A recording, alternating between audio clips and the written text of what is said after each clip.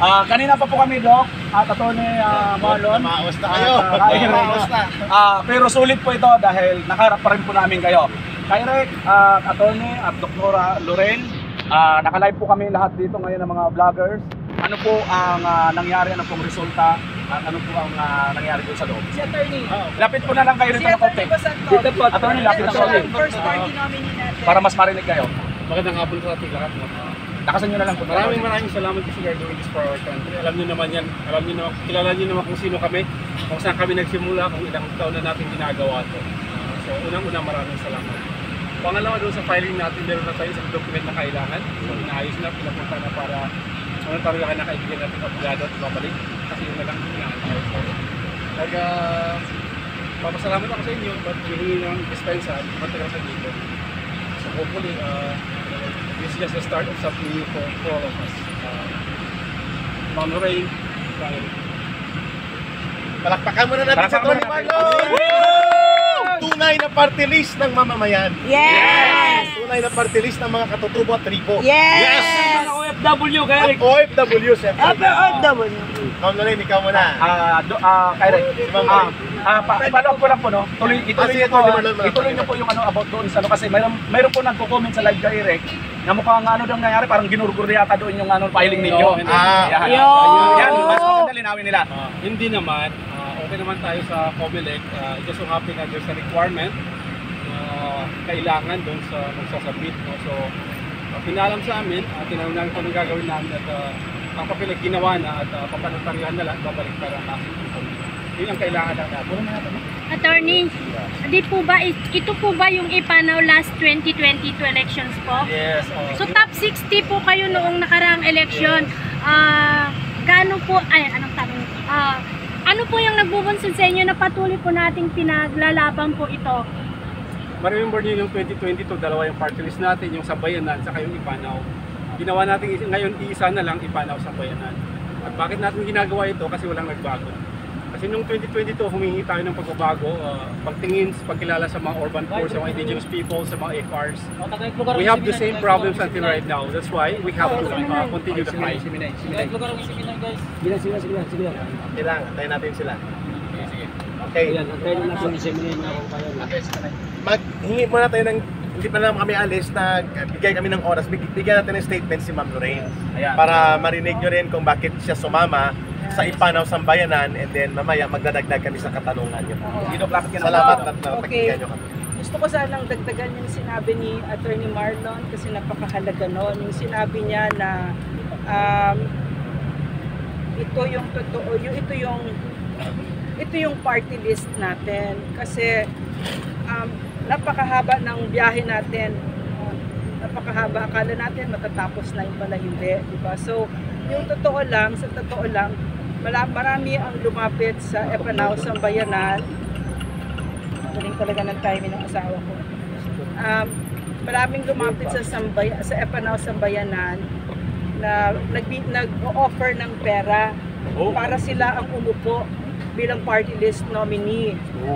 Pero hindi naman nila talaga, wala namang track record ng pinaglalaban natin, yung advokasya natin para sa bayan. So, tinurn down nila yon, millions and millions of pesos yon. So, gusto ko din yung sinabi ni attorney na magkakakilala tayo. Matagal na natin itong ipinaglalaban, di ba? Para sa akin, multi-sectoral kasi ito. So, nung naupo ako sa KPRRD noon, nalaman ko na napakakonti pala nung alam ko tungkol sa mga kapatid nating katutubo. At nang dahil dyan, napaka-komportable ng buhay natin sa city, pero pala, nagdadanak na pala ang dugo sa kanayunan. Mga 60 to 90% ng NPA ay galing sa mga kapatid nating katutubo. Ang ibig sabihin nun, napakaraming buhay ang winasak ng CPP, NPA, NDF ng mga kapatid nating katutubo. Na habang tayo, masaya tayo dito, hindi natin alam, ay grabe yung buhay nila. Pinagpapatay sila sa harap ng mga anak nila, nagugutom sila, etc. So nung nagpunta ako doon, nung sa maikling stint ko sa gobyerno, umaakit ako sa ancestral domains, nakita ko ang kahirapan na ngayon ko lang nakita sa buong buhay ko. So pag humaharap ako sa kanila, no, nakita ko talaga na even though yung CPP ay napakalaki ng kapahamakan na ginawa niya sa kababayan natin, hindi mo siya maikumpara sa isang gobyerno na hindi nagsisilbi. Mas malaki ng malayo ang kapahamakan na nagagawa ng isang gobyerno nang hindi nagsisilbi ng maayos. So pag humaharap ako sa kanila, ang una kong ginagawa ay humihingi ako ng sorry. Sinasabi ko, I'm sorry na hindi kami nagsilbi ng maayos, na kinalimutan namin kayo. At dahil dyan, napakadali ninyo tuloy maloko, napakadaling maloko kayo ng mga CPP, NPA, NDF. So, nakita ko din yung lakas ng puwersa ng isang gobyernong totoong nagsisilbi.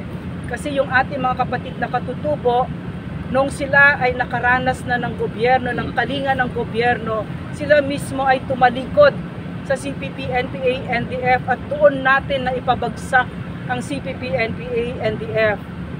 Ang hangarin ko, ang pangarap ko, bawat Pilipino ay mahalin natin ang ating mga kapatid na katutubo. At pag dumating yung panahon na wala na kayo nakikitang pagkakaiba sa kanila, aangat ang Pilipinas kasi sila yung pinaka-nasa ibabaw. Kapag naiangat natin sila, buong Pilipinas aangat. Dapat mamahalin talaga natin sila kasi sila mga national treasures. Kung ano yung kultura ng Pilipino na hindi nahawakan ng mga dayuhan, sila yan. No? At kasama din dyan sa advokasya natin yung pagwasak ng CPP, NPA, NDF. So, siguro tutuloy na lang ni Eric, no, kung ano yung susunod pa. Thank you, ma'am. Maraming salamat kay Ma'am Lorraine Badoy, kay Atty. Marlon Busanto. Si Ka Eric po ito, mga kababayan, ito po ang totoong pwersa ng tunay na party list. Sapagkat ito po ang party list na hindi kontrolado ng kontraktor, hindi kontrolado ng sinumang malalaking bundat ng mga politiko na may malalaking pondo. Ito po ang party list na tumatayo sa tatlo at mahalagang bagay. Number 1, ang Ipanaw Sambayanan po ay magiging boses ng ordinaryong mamamayan, mga katutubo, kabataan, kababaihan, mga manggagawa, mga magsasaka at magbubukid sa pamamagitan po ng legislative agenda, hindi ng ayuda. Ang ayuda po ay obligasyon ng gobyerno, hindi para bumili ng loyalty ng mamamayan. So may ayuda o wala, titindig po ang Sambayanan at ang Ipanaw na nag-merge ngayon para ang boses sa pamamagitan ng batas. Kasi ang Kongreso ang papasukan namin ni Atty. Busantog, yung number 1 natin na nominee, ni Dr. Lorraine Badoy yung number 2 at ako sa number 3, batas po at mga oversight function sa pag-review ng programa ng gobyerno ang ating gagawin. So, una sa lahat, multi-sectoral, pero ang sentro at puso nito ay ang mahigit 20 milyon na katutubo na hanggang ngayon walang tunay na representasyon sa gobyerno at lalo na sa Kongreso. Ginagamit sila para sa pagmina ng mga ginto, tanso at mahalagang mineral, tagapagtaguyod ng bundok, ilog at kagubatan at mga kalikasan at patrimonya. Pero sila ang pinakamahihirap, milyon-milyon sa kanila. Kaya kami nagsama-sama. At ginamit po namin yan nung ako'y nasa NPA. Ang kanilang kahirapan, niluloko namin sila, ginagamit namin ang galit nila sa lipunan at pamahalaan upang i-recruit instead na maging bahagi sa paglalakbay ng pagbabago at magtiwala na kayang mabuo ang mabuting pamamahala, ay ginamit namin sila, ang mga anak nila at ang kanilang lugar, pinugara namin. Mabuti dumating ang isang presidente ng pangalan niya Rodrigo Duterte at binago niya ang konsepto ng pamahalaan na ginagamit lamang ang mga katutubo sa minahan, sa mga kagubatan, sa troso, sa mga mineralis, pero wala silang pakinabang sa lipunan at mamamayan sapagkat hindi sila naaabot ng totoong kalinga ng gobyerno. Yun po ang dahilan kung bakit tumalikod kami sa NPA, sa CPP at sa NDF. Kaya kami nagsama-sama. Pangalawang agenda ng Ipanaw Sambayanan ay sasama kami. Dito kami magkakaroon ng partnership sa Armed Forces of the Philippines, sa Philippine National Police para tapusin na ang iba't ibang pamamaraan ng pangguguyo panluloko at pangwawasak ng CPP, NPA, NDF sa ating bayan. Bagamat 90% ng kanilang armadong teroristang grupo ng NPA wala na, ang kanilang mga operatiba at mga recruiter, pinansyir, at ang kanilang mga tagapagtakip at tagapagtaguyod upang humaba ang buhay ng komunistang terorista ay nagtakbo pa ng 11 na senador at mayroon pang mga party list na naiwan. At ito po ang pinapababayaan ngayon ng gobyerno. Hindi na sila pinapansin, pinupunduhan pa at ginagamit para sa mga maruruming laro ng politika upang wasakin ang totoong mga lider ng bayan, kagaya ng mga Duterte na namuno ng tama sa ating bayan. Hindi kami para sa Duterte, para kami sa tamang pamumuno sa pamahalaan. Kaya kami tumitindig sa brand of leadership na ipinakita ni Pangulong Duterte at ngayon ipinagpapatuloy ni Sara Duterte. Kung nagkataon man na mag-ama ang dalawa, subalit sila ang representasyon ng tamang pamamahala para sa kapayapaan, kaunlaran, pag-iral ng batas at paglinis ng pamahalaan. Anong problema kung sila ang maging representasyon nito? Kasi naipakita nila sa history at record nila. So kami po ay titindig doon sa totoong lumaban sa CPP, NPA, NDF. Ang ibig sabihin ba, may naiwan pang galamay ng terorista sa loob ng ating kongreso? Yes, 3 pa ngayon, at sila ay kumakamal ng limpak-limpak na milyones mula sa pundo ni Martin Romualdez at ng kanilang grupo upang mag-atake sa mga political enemies nila. Yun pong hindi pwede kasi ang recruitment nila napabayaan muli at manunumbalik sila. So kami lang pong party list na may ganong ginawa at gagawin ang paglubos-lubusang pagkatalo ng communist terrorism. At hindi kayo madidihado sa bayan ng Pilipino mamamayan, lalo na po sa mga kapatid natin sa overseas Filipino workers.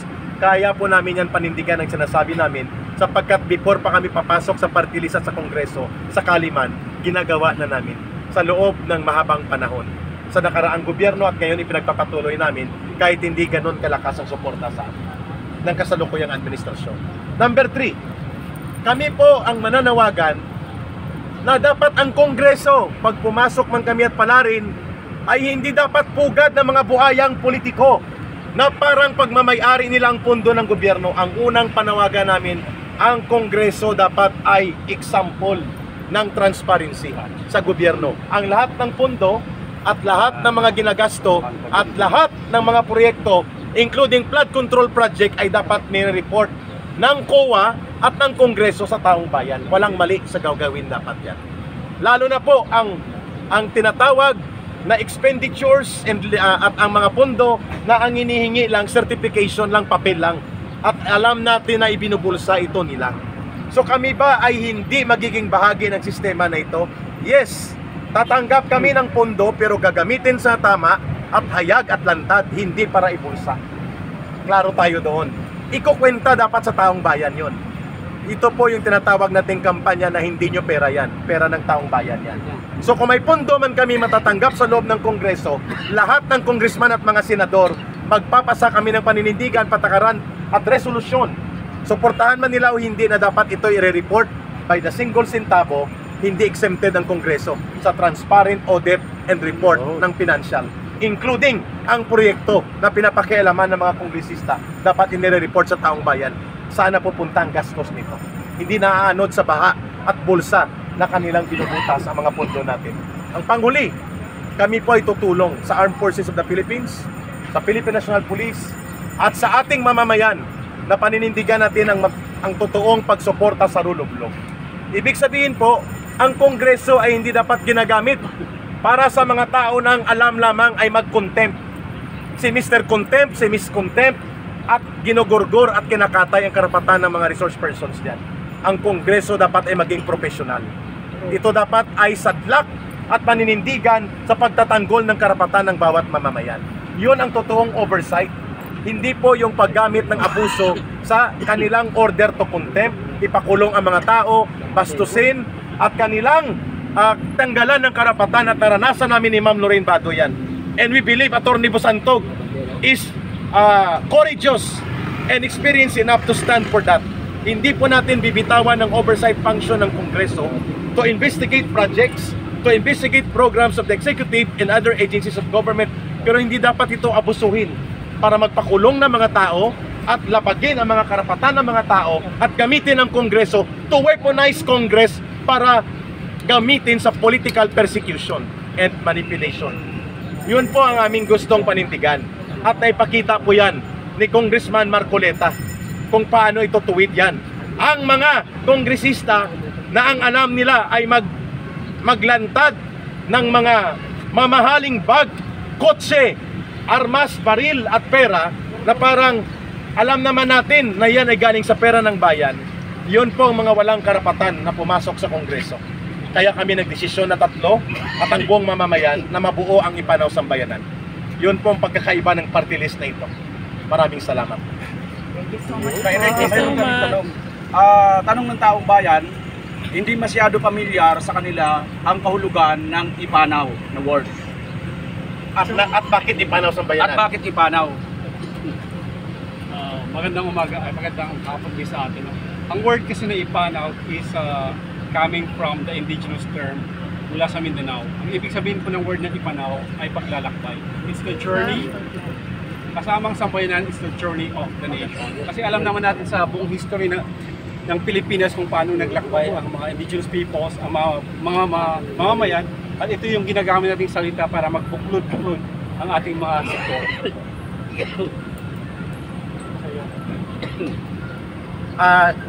Dadagdagan lang ni Ma'am Lorraine, briefly, ang Ipanaw po ay representasyon ng mga aspirations at pangarap ng mamamayan para sa kapayapaan, seguridad ng buong bansa, at mabuting pamamahala.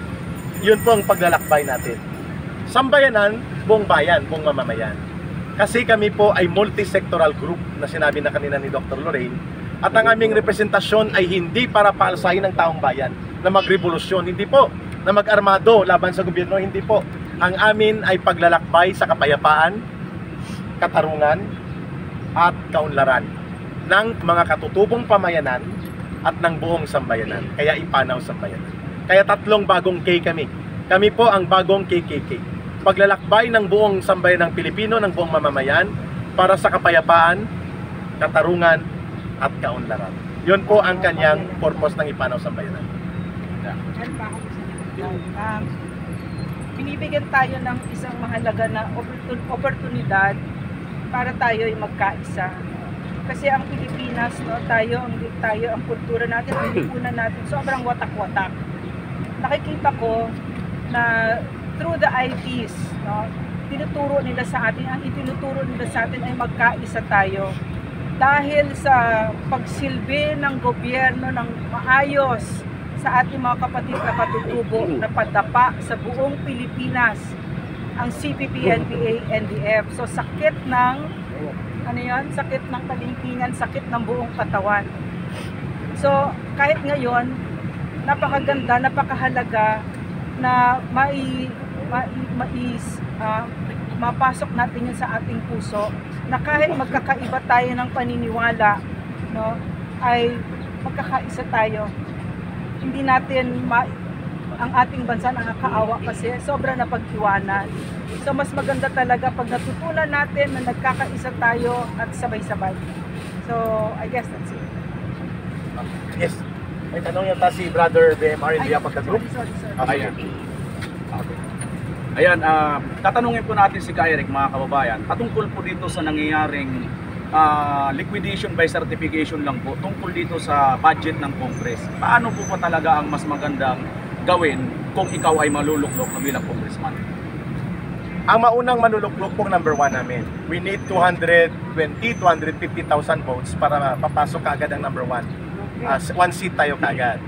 Para makapasok si Ma'am Lorraine, we need to raise and generate the support of the people, 600,000 votes. Estimate lang to para makapasok kaming 3, mga 1 million votes. Kaya naman yan. Basta ang taong bayan ay mamulat natin. Kaya may mga 6 na buwan pa tayong dagdag na pagmumulat. Araw-araw yun Nandito naman kayo, libre naman ang ating pagsasama. Ito po yung kaibahan ng Ipanaw Sambayanan. Hindi kami magiging ipokrito. Hindi po kami makapag-deliver ng projects at support sa mga mamamayan kung hindi rin kami tatanggap ng pondo sa Kongreso. Ang aming posisyon ay ganito.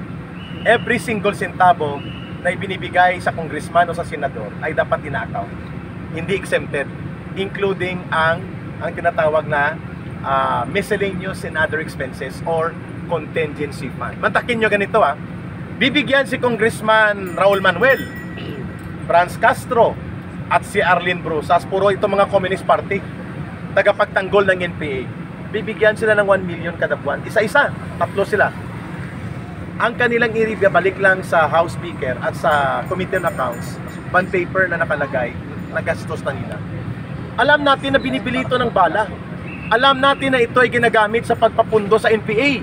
Pagre-recruit, ang mga recruiter itong allowances nila, mantakin mo ang gobyerno dahil dito sa kalukuhan sa liquidation-based certification, nakakakuha monthly ng pundo, milyon-milyon ang mga komunistang terorista.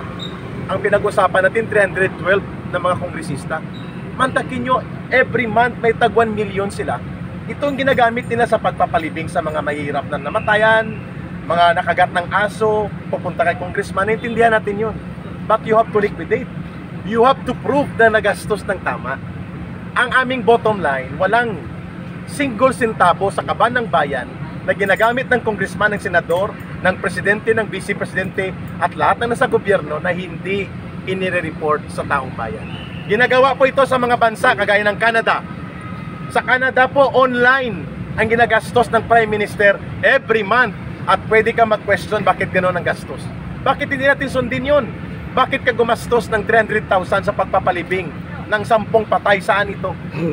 Diba? Yun po ang ibig kong sabihin, dinadaya nila ang liquidation by certification. Hindi kami ibig sabihin, tutol dyan. Tutol tayo doon sa pandaraya, hindi sa pondo.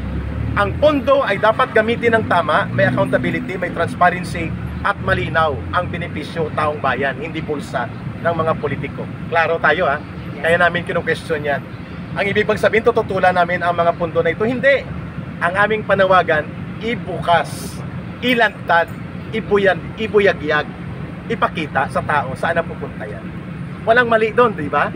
Kasi pera ng taong bayan yan, pera ng mamamayan. May nakalimutan kami kanina. Ang overseas Filipino workers po, isa yan sa ginagamit ng mga politiko sa pangangampanya. Kailangan po malinaw ang paninindigan, included po sila sa direksyon ng Ipanaw Sambayanan, ang lahat ng mga manggagawang Pilipino na nasa abroad. Ang kanilang kalagayan ay isa po sa oversight function yan ng Congress. Kung paano madagdagan ang benepisyo at hindi perwisyo, isa yan sa major agenda ng Ipanaw Sambayanan, including po ang kagaya ng mga pinapatay, ginagahasa sa Kuwait at mga bansang kagaya nito. Yan po ang mga issue na dapat pinoproteksyonan ng gobyerno ang ating mga OFW.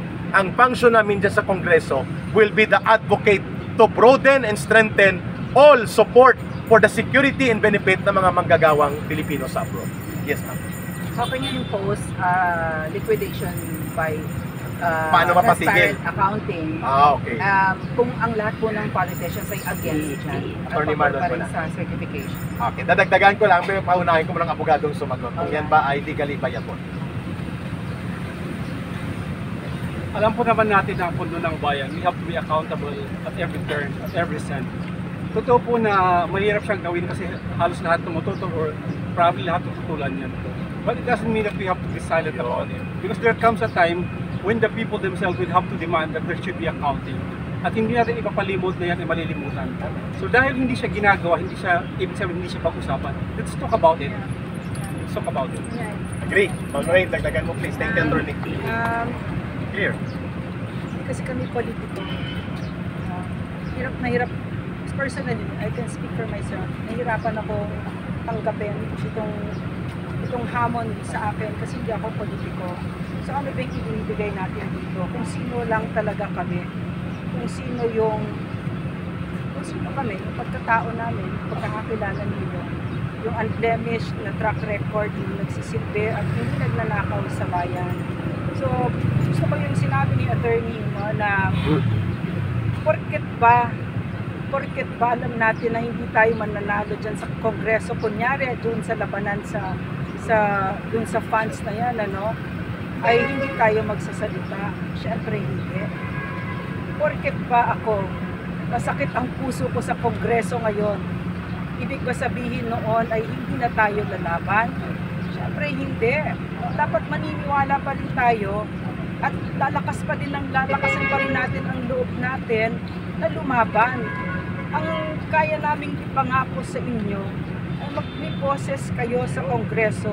Napakasakit manood ng mga kongresista na ang kakapal ng mga mukha, walang kahihiyan sa mga Pilipino. No, so, mananalo ba kami, kunyari kami ay pinagkatiwalaan ninyong pumasok sa Kongreso?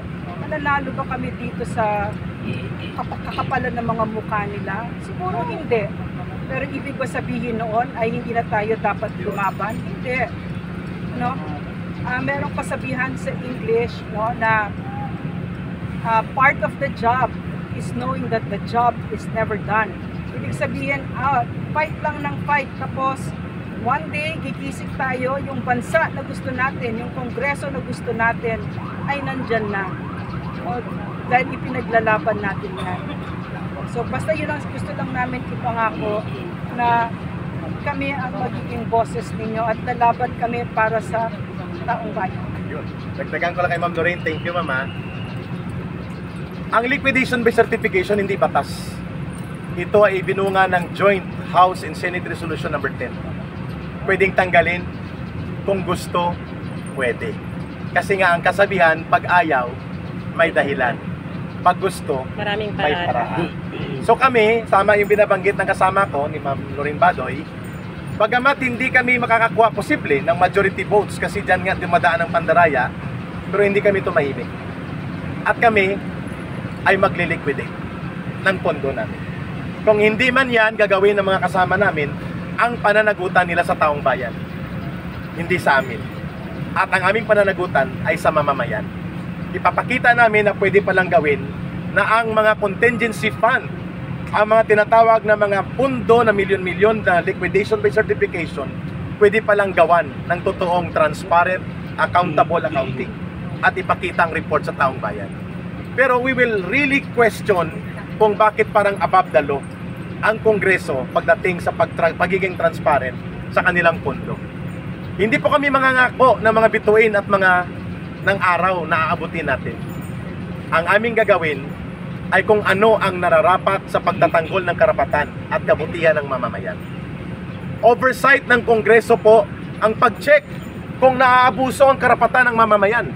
Oversight ng Kongreso kung naaabuso at nalalabag ng gobyerno ang mga kabutihan na dapat ipatupad ng programa at mga pondo.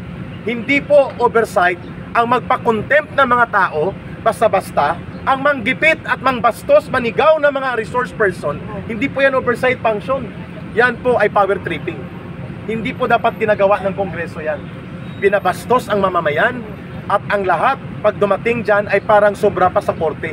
Ang korte may trial, may hearing. Ito wala. Talagang pag napagtripan ka, ikukulong ka. Tatanggalan ka ng mga karapatan. These are things that need to be reformed inside Congress. At hindi kailangan ng batas yan. Internal rules lang po yan. Hindi man nila kami pakinggan, pero dapat silang i-remind.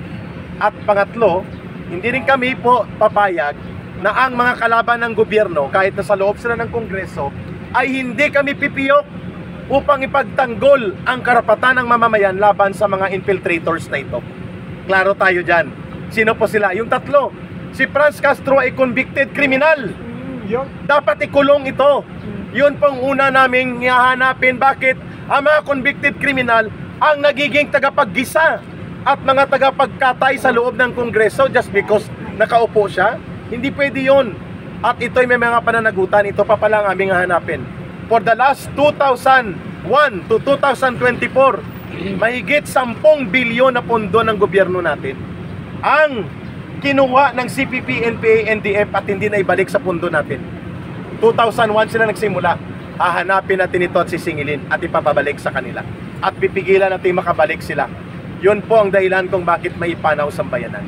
Ito po ang party list na magtataguyod ng pagiging profesional, makatao at totoong simbolo ng demokrasya ang ating Kongreso. Kaya kami papasok doon. Kay Rick, kailan po kayo ulit babalik dito para Magmi-meeting kami ngayon upang kumpletuhin ang aming mga documentary requirements. Pero final na po ang number 1 nominee ng Ipanaw Sambayanan, ang nag-iisang party list ng mamamayang Pilipino para sa tunay na pagbabago, tunay na pag-unlad at tunay na mabuting pamamahala ay walang iba si Atty. Marlon Busantog. Ibabalik lang yun, Dok, yung pinunta lang. Si Atty. Busantog po sa mga nanonood ay ako na magpakilala para hindi self-serving. Halos 10 taon po na abogado ng gobyerno sa Office of the Solicitor General. Lawyer po siya na nagtatanggol ng interes ng pamahalaan. Nagkakilala kami ng binuo ang National Task Force to End Local Communist Armed Conflict. Si Atty. Busantog po ay naging spokesperson ng NTF-ELCAC para po sa Legal Cooperation Cluster. Siya po ang lumalaban sa mga infiltration operations sa loob ng gobyerno na ginagawa ng CPP, NPA, NDF. At naging leader po siya ng mga katutubo, naging regional director po siya ng NCIP sa Region 13 at sa Cordillera Autonomous Region. So klaro po siya po ay proven na tumindig sa totoong advokasya ng pangsiguridad ng buong bansa, karapatan ng katutubo at mamayanan, at siya po ay may kakayanan. Maliban na bata, matikas, matalino, ang puso ay buo para sa paglilingkod sa mamamayan at hindi pera ang motivation. Kaya po kami ay sumusuporta sa kanya bilang #1 nominee kasi kongreso yan we need a lawyer or at least with legal knowledge kasi gagawa tayo ng batas, resolusyon at mga investigation. Hindi tayo madidihado kay Atty. Marlon Busantog. Ma'am Lorraine Badoy, doktor. Si Ka Eric po, college graduate din po ako at nagmamasteral. So hindi po tayo madidihado. Pero hindi ibig sabihin po pag hindi college graduate or hindi degree holder ay walang karapatan na pumasok sa kongreso. Pwede po. Ang ibig lamang nating sabihin, hindi naman po kayo madidihado sa aming tatlo. Proven by history, proven by record, and proven by experience kung ano po kami. Taong bayan po ang puso namin. Kay Eric, party list lang po ba yung inapplyan ngayon? Walang kay Eric, walang Doc Badoy na nag-file ng COC sa Senado? Hindi po pwede magkasabay na mag-file. At sa tingin po namin, ang aming karisma ni Atty. Marlon, ni Ma'am Lorraine Badoy at ako, hindi pa makakapantay sa karisma ni Tatay Digong. Na kahit wala kaming malaking pondo, ay mananalo kami. You need malaking funds pag mga ganyan senatorial. Maliban na lang kung ala Tatay Digong ang karisma mo. Iba yun. Oo, iba yun. So kami po ay realistic na pwede tayong mag-compete sa party list. Ay, isa lang binoboto sa party list Ma-invalidate po ang inyong boto kapag 3, 2. Isa lang po. At ang pangalan niya Ipanaw Sambayanan. Ang number po i-announce namin next week, may raffle, October 18. Kung ano po ang aming number slot sa balota ng committee. Okay. Maraming salamat po kay Eric.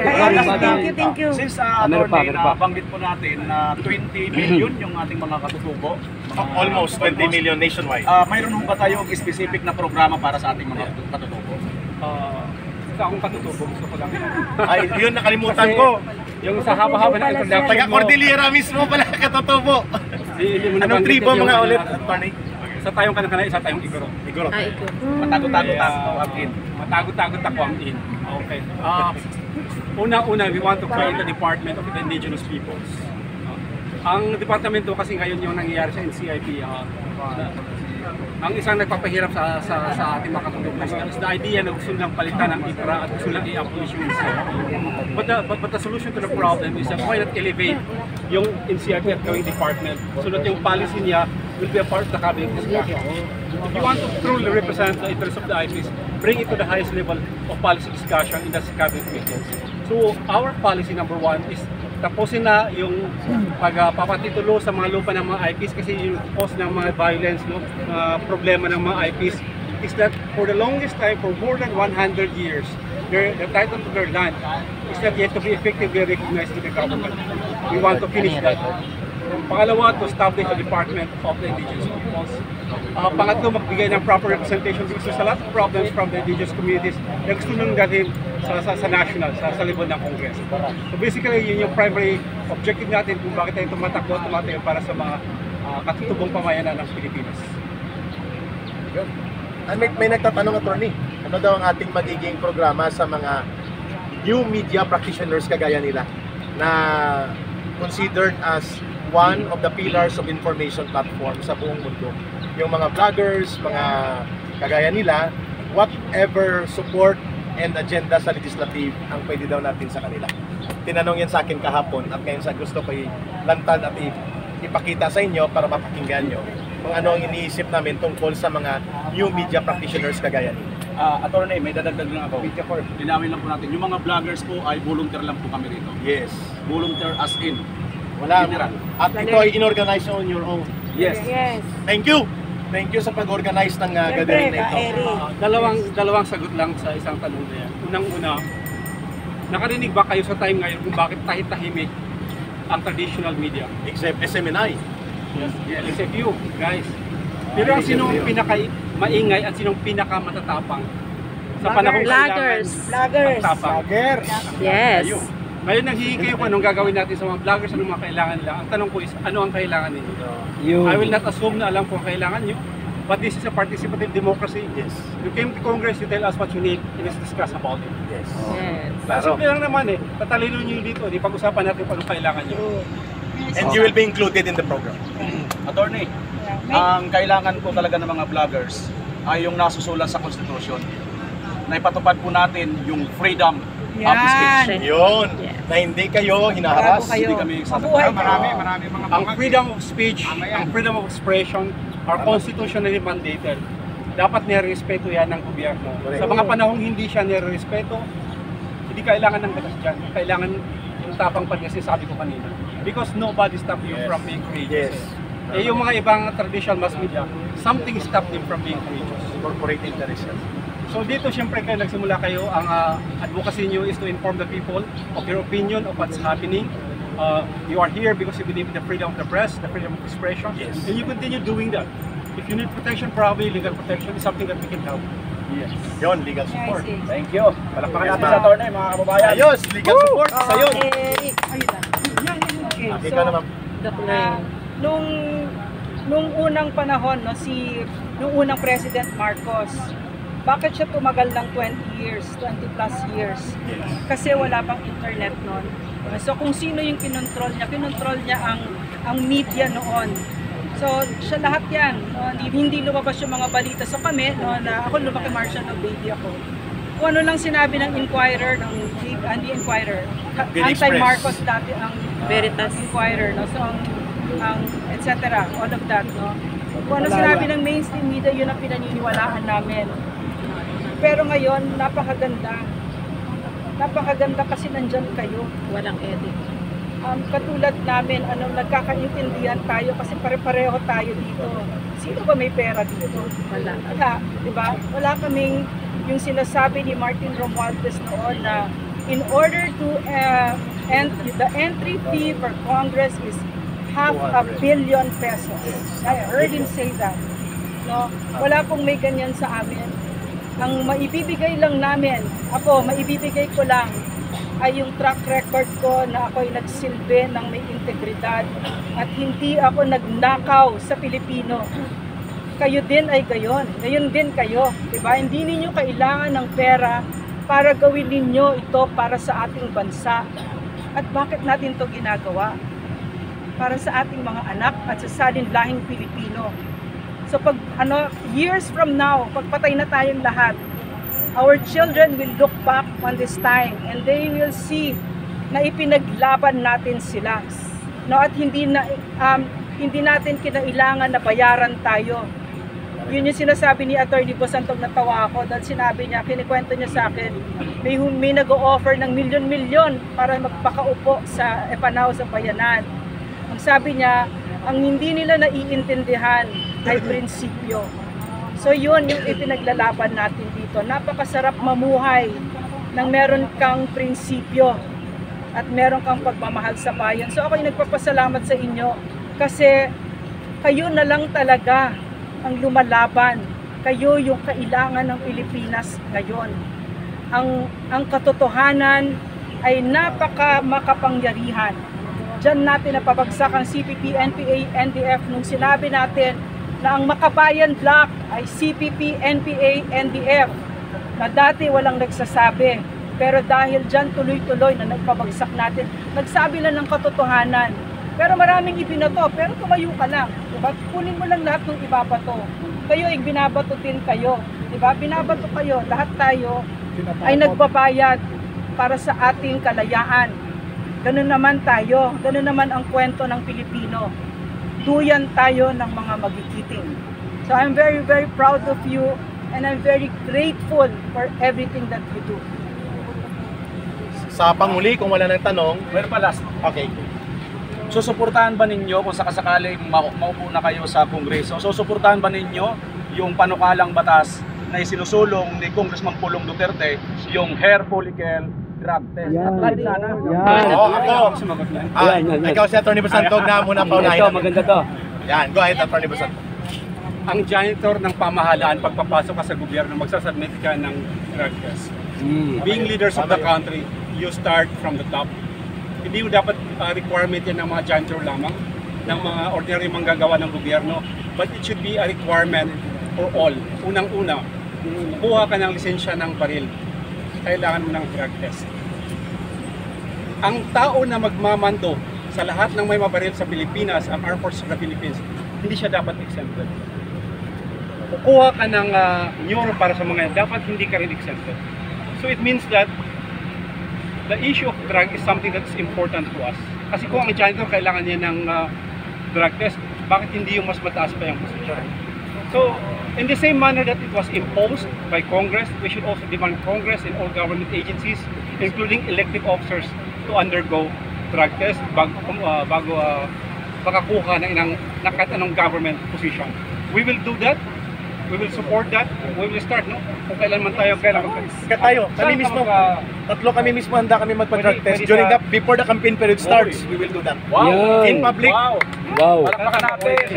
Galing. nung Sana hair ganun din follicle, yung iba. hindi sa akin DNA, Hindi, sa balay blood, sa whatever. kilikili. Whatever. Kapag ka ang isang Tama ako.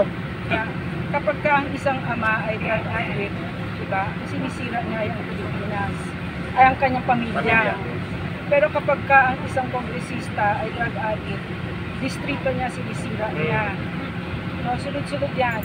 At saka syempre, since magkakadikit ang mga bituka natin lahat sa ayaw at gusto natin, lahat tayo nasisira kapag ka ang leader ay lulong sa droga. So napakahalaga na panukala yan at gusto namin yan kasi dapat pag ikaw ay naging leader, you have to be at your best self. Correct. Agree. At ang aming challenge, dapat before ang campaign mag-start para ma-cleanse pa, lahat ng mga tatakbo sa eleksyon sa midterm, mag-undergo ng credible drug test. Kaso mahal daw ang hair follicle. Ang isang process daw, hindi ko alam kung tama, nasa 10 to 15,000. Eh di kung libo-libo ang mga kandidato, malaki ang gastos. Ginagamit nila na rason yon. Pero para sa akin, mahalaga po yon. Ang drug testing as a mandatory requirement, sabi ni Atty. Basantog, sa lahat ng mga nasa gobyerno, including nasa media. Ang lahat ng mga nasa media at ang lahat na mayroong kinalaman sa kabutihan ng mamamayan ay dapat nagsasubmit voluntary ng kanyang sarili na siya ay may integridad, matino at maayos. Agree ako dyan. So kung ang kaya ng COMELEC ay urine test, on the spot kaagad, wag lang i-announce, on the spot. So kami po ay nagpapasalamat na binuksan nyo po ito, pero mahalaga po yon sapagkat hanggang ngayon, yan ang pinakamalaking issue na iniiwasan ni Presidente Marcos na sagutin. Siya ang pinakamataas na opisyal ng gobyerno, nakasalalay sa kanyang mga kamay ang seguridad ng buong bansa at ng mamamayan. Dapat manindigan siya, buksan niya ng transparent ang pagkakaroon ng credible, scientific na drug testing hair follicle level. Walang mawawala sa kanya. Kapag napatunayan niya on the spot, sa harap ng taong bayan, sa Malacanang man yan o sa Luneta, matatapos ang issue. Pero pag hindi, ang moral authority niya will remain in question. Yun po ang ating panawagan. At ang panghuli, nagpapasalamat kami sa inyo sapagkat kayo po ang magiging daluyan ng pagtindig ng Ipanaw Sambayanan. Kayo po ang maging bahagi ng paglalakbay na ito. Kayo po ang maging boses namin sa malawak na hanay ng mamamayan sa buong bahagi ng daigdig at buong bahagi ng buong bansa. Maraming salamat. Magsisimula ang politika ng transformasyon sa araw na ito sa Ipanaw Sambayanan. Mabuhay po kayo. Yes! Palakpakan natin ang Ipanaw Sambayanan!